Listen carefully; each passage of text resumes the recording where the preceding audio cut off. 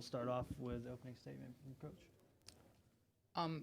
Again, first of all, I'd like to give a lot of credit to Northwestern. Great game again tonight, and they were definitely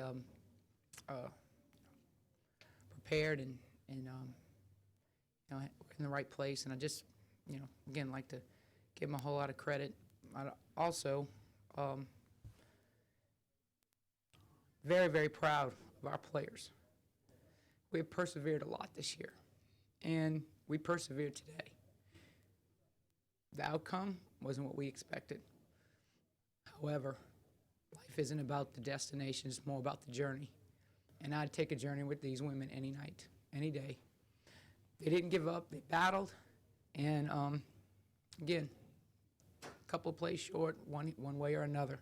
I'm not taking credit away from anybody. I'm just very, very proud that I've been able to go on this journey with these women. And these two warriors sitting next to me, we wouldn't even be here without those two. And I'd hang my hat on them any day. So it was a tough game, and just didn't quite fall our way tonight. Questions?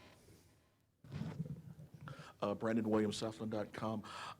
Coach, they talked earlier about the fact that they wanted to keep you guys from getting open looks as far as the three-pointers were concerned. How big of a challenge was it for you guys to try to get those open looks during the contest?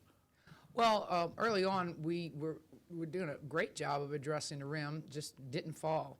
And we did get some open looks early on, and again, they just didn't fall.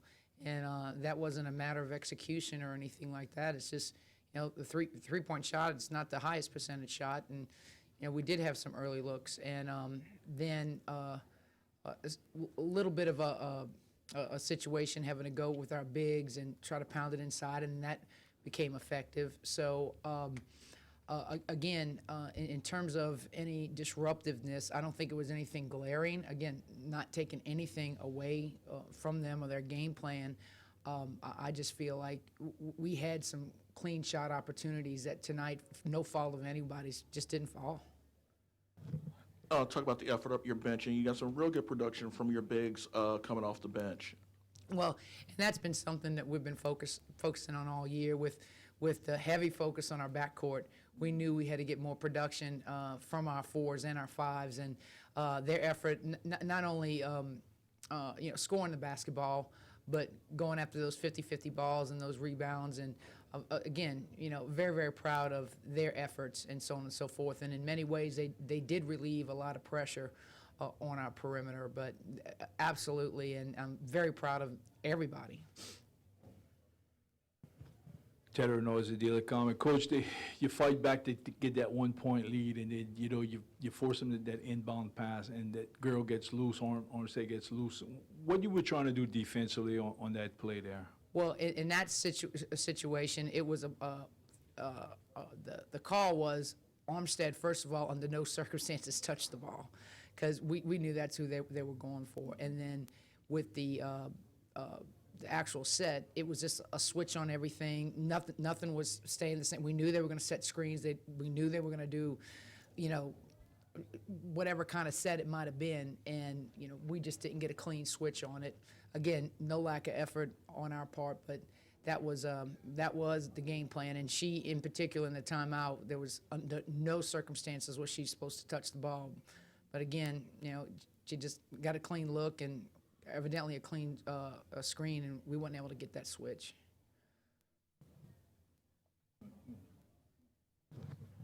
KK Armani, and just talk about the communication that you guys had. Even though when you guys were down 8, I noticed that you guys were communicating very well with each other, especially on the offensive end.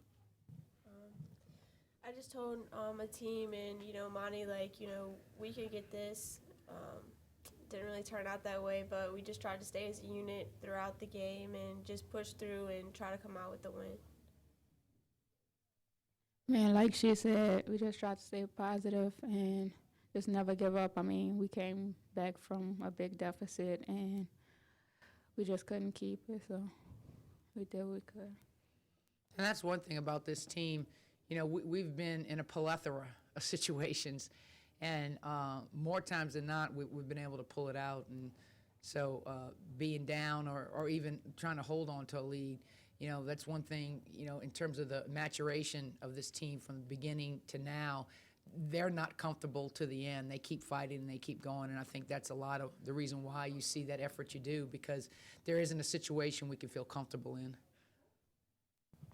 KK, you came here 4 years ago, and this program was a shell of what it is now. Unfortunately, it ends, today for you, and I know you didn't want that. But can you just put into words what it meant in this, like Coach said, this journey of 4 years for you at Nicholls and bringing this program to where it is, being very competitive? It's kind of hard to put into words, just to start off, where we were my freshman year and all the struggles we went through.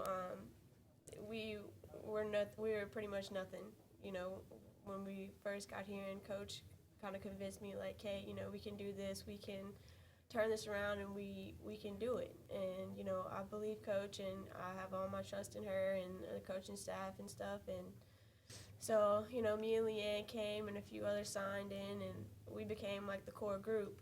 So we just worked and kept pushing and everything, and that's kind of where we are today. Just a ton of work, a ton of effort, and blood, sweat, and tears, just everything we could do just to get the program where it is now. And as you can see, we're pretty competitive these days. So I'm happy with where we, are now.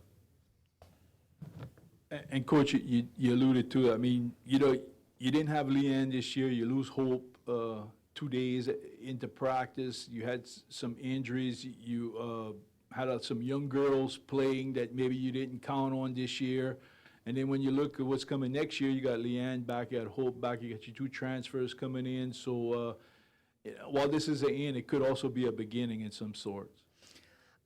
Yes, and with Leanne and Hope being out this year, it's not anything that we planned on. And there's the glass is always half full in my eyes, always. And what that allowed for them to come back hungrier, and also to get some valuable playing time and experience from players like Taylor Morrison and Marina Lilly, and now they're seasoned freshmen, and like you said, with Yo-Yo coming in 6'4", 6'5", but at the end of the day, that's one thing that, again, it's just such a pleasure to work with these women. It never did deter our goals or our passion. They didn't get down, just, same goals. We just have to rearrange how we're going to go about getting them now. And these women are mature beyond their years, and that's why they've been such a blessing to work with, and just not an ounce of major issues at all. And no, I'm hurting for them right now, but the hurt cannot even come close to how much I love each and every one of them, because they are just amazing, amazing. And what they've done, I don't know if people understand the body of work that we've really done, but we've done a lot. And I will see to it that they understand and they know their worth, because it's been amazing with them. Any other questions? All right, thank you. Thank you.